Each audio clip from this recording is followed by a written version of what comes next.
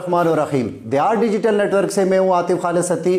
آج ہمارے ساتھ ملک کی میڈیا انڈسٹری سے وابستہ most honourable and respectable personality موجود ہیں، جنہوں نے بالخصوص وفاقی دارالحکومت اسلام آباد اور بالعموم ملک بھر میں صحافی برادری کی جدوجہد کے لیے، صحافی برادریوں کے حقوق کے لیے اور اظہار رائے کی آزادی کے لیے اپنی بے مثال جدوجہد میں نام کمایا۔ نیشنل پریس کلب کے صدر ہیں، اور آپ کو یہ بھی بتاتا چلوں کہ RIUJ کو ابتدائی دنوں میں جن سینئر رہنماؤں نے مضبوط کیا، متحرک کیا، منظم کیا، اس میں بھی ان کا بڑا اہم اور کلیدی کردار ہے۔ تو آج ہمارے ساتھ شریک گفتگو ہوں گے نیشنل پریس کلب کے صدر جناب انور رضا صاحب۔ تو ہم مختلف ڈیفرنٹ ایشوز پہ ان کے ایکسپرٹ اوپینین سے مستفید ہونے کی کوشش کریں گے۔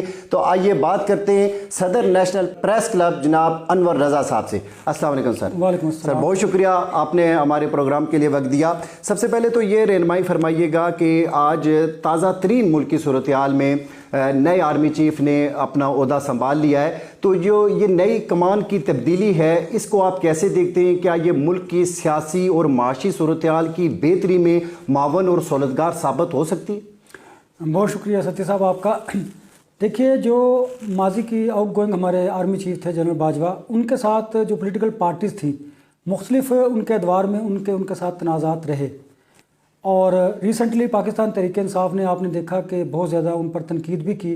ان کی پبلک تنقید کی وجہ سے اداروں کو اس کا بہت زیادہ نقصان ہوا، اور اس نقصان کو اب جو نئے آنے والے آرمی چیف ہیں عاصم منیر صاحب، انہوں نے اس کو کم کرنا ہے، اور ڈیفینیٹلی ان کا بے داغ ماضی بھی ہے، اور وہ پروفیشنل سولجر بھی ہیں، اور وہ کوشش بھی کریں گے۔ جس طرح ادارے نے ایک ڈیسیژن لیا ہے کہ اے پولیٹیکل رہنا ہے، اور حقیقی معنوں میں اب وہ اے پولیٹیکل رہیں گے۔ اے پولیٹیکل کا مقصد یہ ہے کہ فوج نے سیاست میں کردار ادا نہیں کرنا۔ اس کا ستی صاحب ہرگز مطلب یہ نہیں کہ خدا نہ خواستہ اگر ہمارے ملک کی بقا کا کوئی مسئلہ ہے اور ایسے ایشوز ہیں پولیٹیکل پارٹیز کے مابین کہ جو وہ خود سے حل نہیں کر پاتے، تو وہ پھر ڈیفینیٹلی کسی تیسرے فریق کو آنا پڑتا ہے، اور تیسرا فریق کون ہوگا؟ وہ فوج ہی ہوگا۔ تو اب بھی آپ نے دیکھا کہ جو پولیٹیکل فورسز ہیں وہ اپنی جو کشیدگی تھی اس کو کم نہ کر سکے، اور ایک ایسی فضا قائم کی جس کی وجہ سے سیاسی عدم استحکام کے باعث معاشی عدم استحکام بھی بڑھتا چلا گیا، اور پھر اس وجہ سے پھر فوج کو بھی انٹروین کرنا پڑا، اور اسی وجہ سے ان کو سیاست کا تانا بھی ملا کہ فوج جو ہے وہ سیاست میں مداخلت کرتی ہے۔ ہاں، ان کے اس فیصلے کو بڑا اچھا سراہا جاتا ہے۔ جو تجزیہ کار ہیں، جو اکانومسٹ ہیں، جو پولیٹیشنز ہیں، وہ بالخصوص اس بات کو بڑا اپریشیٹ کرتے ہیں کہ فوج نے اے پولیٹیکل رہنے کا ڈیسیژن لیا ہے۔ اب یہ ڈیپینڈ کرتا ہے کہ اس ڈیسیژن پر وہ کاربند رہیں گے، اور اس کو کاربند رکھنا کس طرح ہے، یہ پولیٹیشنز کا کام ہے۔ اب سیاست دانوں کو اپنی جو لڑائی ہے اس کو کم کرنے کے لیے اپنے ایک دوسرے کے ساتھ مذاکرات کرنے کی ضرورت ہے۔ ہاں، فوج ان مذاکرات میں ان کو فیسیلیٹیٹ تو کر سکتی ہے، لیکن انفارچونیٹلی ملک کی جو 75 ایئر کی ہسٹری ہے اس میں آپ نے دیکھا کہ جب بھی کسی سیاسی جماعت نے کسی کی حکومت کو گرانا ہو تو وہ نوک کرتے ہیں GHQ کا دروازہ، اور پھر جب کسی نے اقتدار میں آنا ہو تو پھر بھی فوج کے کندھے پر سوار ہو کر وہ آتے ہیں، چونکہ ہمارا جو سیاسی سسٹم ہے وہ اتنا مضبوط نہیں کہ جس کی وجہ سے وہ خود بخود کوئی فیصلے کر پائیں۔ اب اللہ تعالیٰ نے تمام سیاسی جماعتوں کو ایک موقع دیا ہے کہ فوج نے جب یہ فیصلہ لیا ہے کہ ہم نے اے پولیٹیکل رہنا ہے، تو اب تمام سیاسی جماعتوں کو میں سمجھتا ہوں کہ اس ایک نقطے پر متفق ہونے کی ضرورت ہے، اور وہ اس پر اتفاق کریں کہ انہوں نے اقتدار میں آنے کے لیے یا کسی کی حکومت گرانے کے لیے فوج کی طرف نہیں دیکھنا۔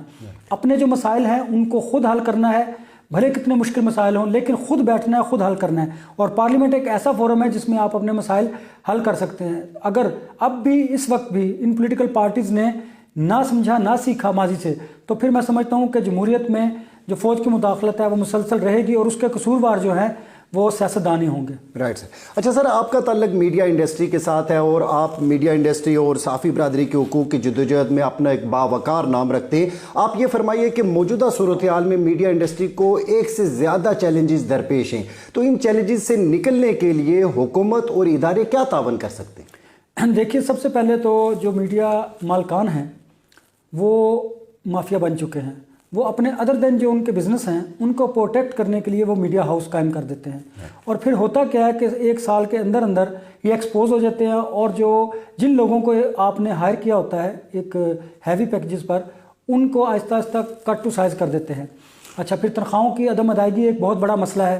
مالکان نے اپنے مفادات کو ان کے حصول کے لیے یہ میڈیا ہاؤسز قائم کیے ہیں، پروفیشنلزم ختم ہوتا جا رہا ہے۔ آپ نے دیکھا ماضی میں جب 2 ہی اخبارات ہوا کرتے تھے، جنگ اور نوائے وقت، ڈان تھا، اور ان اداروں میں کام کیا کرتے تھے ان کی کتنی رسپیکٹ تھی، سیاستدان، بیوروکریسی، ایون ملٹری اسٹیبلشمنٹ ان کی خبروں کو بڑے غور سے پڑھا کرتے تھے، اس پر ایکشن بھی ہوا کرتا تھا۔ لیکن جیسے جیسے اس میں جدت آتی رہی، جو ذمہ داری کا عنصر تھا وہ ختم ہوتا چلا گیا۔ سب سے پہلے تو ہمیں رسپانسبلٹی جو ہے اس کو از خود اس پہ فکس کرنے کی ضرورت ہے، پہلی بات۔ دوسری بات یہ ہے کہ اب ہمیں پروفیشنلزم کو دوبارہ واپس لانا ہے۔ آپ نے دیکھا کہ اخبارات میں ایڈیٹر کی جو حیثیت ہے وہ آہستہ آہستہ ختم ہوتی چلی گئی ہے۔ اب ایڈیٹر کون ہوتا ہے؟ جو چیف ایڈیٹر ہے، اخبار کا مالک ہے، یا تو وہ خود ہوتا ہے یا پھر اس کے رشتہ دار کوئی نہ کوئی ایڈیٹر بنا دیے جاتے ہیں۔ مقصد صرف یہی ہوتا ہے کہ جو نیچے ورکرز ہیں، جو ورکنگ جرنلسٹ ہیں، وہ ایندھن کے طور پر مالکان انہیں استعمال کرتے ہیں اپنے مفادات کے حصول کے لیے۔ دوسری بات، ماضی میں ہم نے دیکھا کہ حکومتیں جو ہیں وہ صحافتی تنظیموں میں توڑ پھوڑ کے لیے اپنے وسائل بھی استعمال کرتی ہیں۔ ماضی کی حکومت نے بہت زیادہ فنڈز دیے ایڈورٹائزمنٹ کی صورت میں، صرف اس لیے کہ جو general Pakistan federal union of journalist ہے، جس کی 50 برس سے زائد کی ہسٹری ہے، جسے افضل بٹ جس کے پریزیڈنٹ ہیں، اس کو ختم کرنے کے لیے راتوں رات 4 ڈرائنگ روم میں تنظیمیں بنا دی، پھر ان کو فنڈ کیا، ان کو ہمارے مقابلے میں لا کے کھڑا کر دیا۔ لیکن اس طرح سے ہمارے اندر جو تقسیم پیدا کی گئی ہے، اس کے ذمہ دار حکومت بھی ہے، اس کے ذمہ دار میڈیا مالکان بھی ہیں، اور کسی نہ کسی حد تک اس کی ذمہ داری میں خود پر بھی لیتا ہوں کہ ہم جو صحافتی لیڈرز ہیں، ہمارا بھی قصور ہے کہ ہم ایک پیج پر نہیں آ سکے۔ ہمیں کسی ایک نقطے پر تو پیج پر آنے کی ضرورت ہے۔ آپ دیکھیں کہ جب اخبارات میں عدم ادائیگیوں کا معاملہ ہوتا ہے تو ہم عدالتوں میں بھی جاتے ہیں، اور جو آئین پاکستان نے ہمیں حق دیا ہے ہم اس کے تحت احتجاج بھی کرتے ہیں۔ گو وہ بہت برا لگتا ہے حکومتوں کو بھی اور مالکان کو بھی، لیکن ہم اپنے ورکرز کے حقوق کی پروٹیکشن کے لیے جو میکسیمم آئین اور قانون میں راستہ ہمیں دیا گیا ہے وہ ہم اختیار کرتے ہیں، اور یہی میرا خیال ہے کہ اپنی تنظیموں کو مضبوط کرنے کا اور اپنے ورکرز کے رائٹس کو پروٹیکٹ کرنے کا ایک راستہ ہے۔ Right sir. اچھا سر، میں آپ سے آپ کی موجودگی سے فائدہ اٹھاتے ہوئے جو تازہ ترین صورتحال جو حالیہ چند ایک واقعات ہوئے ملک پاکستان میں، بڑے ناخوشگوار واقعات ہوئے جس میں ارشد شریف صاحب کا قتل بھی ہے، اور دیگر صحافیوں پہ، سینئر صحافی صاحبان پہ FIRs، گرفتاریاں، دھمکیاں، یہ جو صورتحال ہے، اس صورتحال پہ آپ کیا رائے رکھتے ہیں؟ دیکھیے، میں ماضی میں آپ کو لے کے جانا چاہوں گا کہ یہ ازل سے جب سے پاکستان بنا ہے، دباؤ اور خوف کی جو کیفیت ہے وہ صحافت پر قائم و دائم ہے۔ آپ نے دیکھا ضیاء کے دور میں کس طرح ہمارے جو ایلڈرز تھے، ناصر زیدی صاحب جو ریزسٹنس کی علامت سمجھے جاتے ہیں، انہوں نے کوڑے کھائے، لیکن انہوں نے حق و سچ کی بات کی، قید و بند کی صحبتیں برداشت کی، لاہور قلعے میں انہیں بند کیے رکھا۔ اچھا، یہ ساتھ ساتھ کیری ہوتی چلی آئی۔ اس مختلف ادوار میں جو تشدد اور جبر کی کیفیت تھی وہ بدلتی رہی۔ پہلے تو کوڑے مارے جاتے رہے، آپ کو جیلوں میں بند کیا جاتا رہا، پھر آہستہ آہستہ جب ریزسٹنس بڑھتی چلی گئی، حقوق کی بات کرتے رہے میڈیا والے، جرنلسٹ جو تھے عوام کی بات کرتے رہے، شہری آزادیوں کی بات کرتے رہے، تو پھر کیا ہوتا رہا کہ مختلف طریقوں سے ہراساں کیا جاتا رہا۔ مثلاً اغوا کرتے رہے، آپ کو بے روزگار کر دیا جاتا، فائنینشلی طور پر آپ کو نقصان پہنچایا جاتا، ایون یہاں تک کہ بعض اوقات کئی کیسز میں سلیم شہزاد کا کیس دیکھ لیں، ارشد شریف کا کیس دیکھ لیں کہ مرڈر بھی ہوتا رہا۔ اسد طور کی بات کر لیں تو ان کے گھر میں گھس کر ان کو مارا گیا، ابصار عالم کو گولیاں لگائی گئیں، ماری گئیں، اور اس طرح بہت سارے جو جرنلسٹ تھے جو مین اسٹریم چینلز میں کام کرتے تھے ان کو آف ایئر کیا گیا، معاشی طور پر بھی ہراس کیا گیا اور جسمانی تشدد بھی کیا گیا۔ اور یہ جو جدت جب آتی رہی اس پروفیشن میں تو جو تشدد کے واقعات تھے وہ بڑھتے چلے بھی گئے۔ اب آپ نے دیکھا کہ ارشد شریف کا جو قتل ہے، ہم بھی اس پہ کہتے ہیں کہ ٹھیک ہے اس کی فیئر انویسٹیگیشن ہونی چاہیے، لیکن وہ ممکن کیسے ہے؟ کینیا کا پاکستان کے ساتھ ایسا کوئی MOU سائن نہیں، ایک بات۔ اور دوسری بات یہ ہے کہ ارشد شریف نے بھی وہی کام کیا جو ماضی میں ہمارے ایلڈرز نے کیا، اس نے بھی خوف اور جو تشدد تھا اور جو جبر کی کیفیت تھی، ان کے جو ایلیمنٹس تھے ان کو اس نے للکارا۔ ہاں، میں سمجھتا ہوں کہ ہمارے ہاں بھی کمیاں کوتاہیاں ہیں۔ جرنلسٹ ہے اسے غیر جانبدار ہونا چاہیے۔ کہیں نہ کہیں پہ آپ کو جب آپ کوئی کسی غیر محسوس طریقے سے، میں اوور آل بات کر رہا ہوں، کسی ایجنڈے کو لے کر چلیں گے تو آپ ایکسپوز ہو جائیں گے۔ دیکھیے، صحافی کا کام ہے کہ وہ حقائق کو سچائی کے ساتھ عوام کے سامنے پیش کرے۔ ہمارا کام انویسٹیگیشن نہیں، انویسٹیگیشن کے لیے ادارے موجود ہیں اور فیصلوں کے لیے عدالتیں موجود ہیں، اور سیاستدان کو پرکھنے کے لیے ہر 5 سال بعد انتخابات ہوتے ہیں۔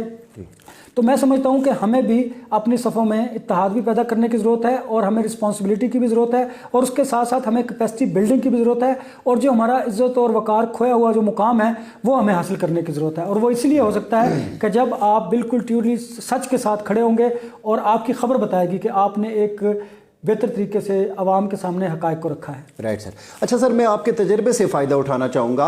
आप ये फरमाइए कि क़ारीन और नाज़रीन तक खबर पहुँचाने के लिए 2 बड़े मीडिया फोरम्स मौजूद हैं, प्रिंट मीडिया और इलेक्ट्रॉनिक मीडिया। अब एक तीसरा फोरम सोशल मीडिया भी आ गया है, लेकिन सोशल मीडिया एक ऐसा फोरम है जिसमें खबर की तस्दीक करने का कोई तरीक़ाकार मौजूद नहीं है। ये सारी सूरत-ए-हाल सहाफ़त के लिए कितनी नुकसानदेह और खुदा न खास्ता मुल्क के लिए कितनी नुकसानदेह साबित हो सकती है? देखिए, जहाँ तक आपने अखबार की बात की, ख़बर शाया होने की बात की, तो आपको याद होगा कि जब जंग, नए वक्त और डॉन में ख़बर छपा करती थी तो उस पर एक्शन भी हुआ करता था, उसका असर भी हुआ करता था। उस पर लोग उस खबर को, उस एडिटोरियल को पढ़कर अपना एक एजेंडा मुतय्यन करते थे, अपनी राह मुतय्यन करते थे पॉलिटिशियंस, और ब्यूरोक्रेसी उससे फ़ायदा भी हासिल करती थी। फिर वक्त बदलता गया, इलेक्ट्रॉनिक मीडिया आया, तो वो जो शाया होने वाली ख़बर थी आहिस्ता आहिस्ता उसकी अहमियत कम होने लगी। उसकी वजह यह थी कि जब आप इलेक्ट्रॉनिक मीडिया में आते हैं तो आपको अपने चैनल की रेटिंग का मसला होता है, आपको ख़बर फ़ौरन से देने का मसला होता है, तो उसमें तस्दीक का जो अमल था ना वो काफ़ी हद तक कम होकर रह गया। अब रिपोर्टिंग रह गई है, ही सेड, शी सेड, उसने कहा, उन्होंने कहा। अब वो इन्वेस्टिगेटिव जर्नलिज्म आहिस्ता आहिस्ता दम तोड़ता चला जा रहा है, शायद इदारे भी उसको बर्दाश्त नहीं करते। और दूसरी बात आपने कही, इलेक्ट्रॉनिक के बाद अब आ गया डिजिटल मीडिया।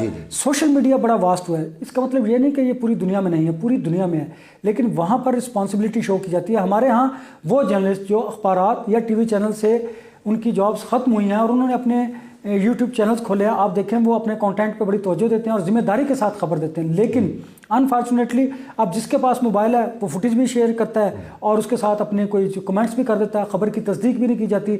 और उसी खबर की बुनियाद पर, मैं माजरत के साथ, हमारे टीवी चैनल्स भी जो सोशल मीडिया की खबरें हैं वो भी बगैर तस्दीक के उठाते हैं और उसको शाया कर देते हैं, उसको ऑन एयर कर देते हैं।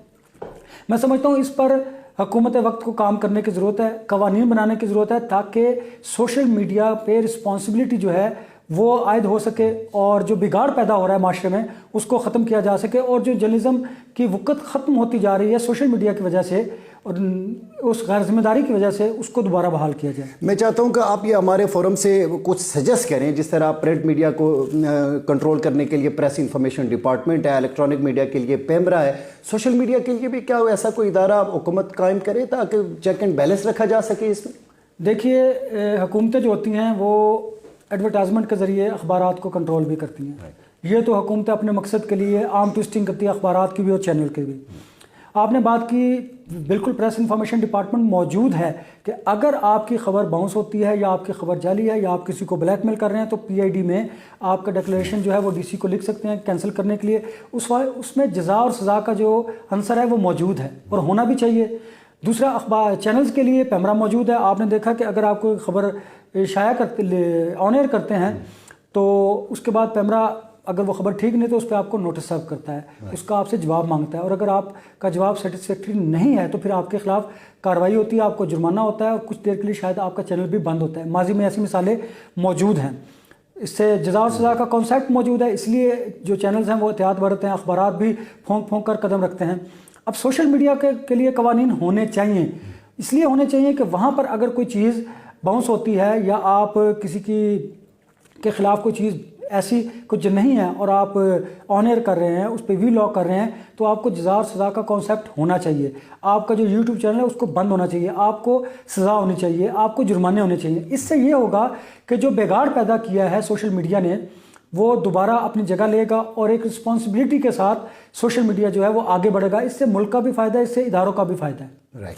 अच्छा सर, ये फरमाइएगा, मेरा आखिरी सवाल आपसे ये है कि आपने नेशनल प्रेस क्लब की जब से अपनी क़यादत संभाली है, तो ये फरमाइए कि आपके सामने टारगेट्स क्या थे और मुख्तलिफ दोस्तों की तवक्कुआत होती हैं, उम्मीदें होती हैं, उनको फुलफ़िल करने में आप किस हद तक कामयाब हो सकें, और आइंदा मुस्तकबिल में आप as a leadership of national press club आपके सामने टारगेट्स क्या होंगे, बिलखुसूस मीडिया टाउन फ़ेज़ 2 और दीगर क्या चीज़ें हैं जो कि आपके टारगेट्स में को आप लोगों के लिए करना चाहेंगे अपने मीडिया साथियों के लिए?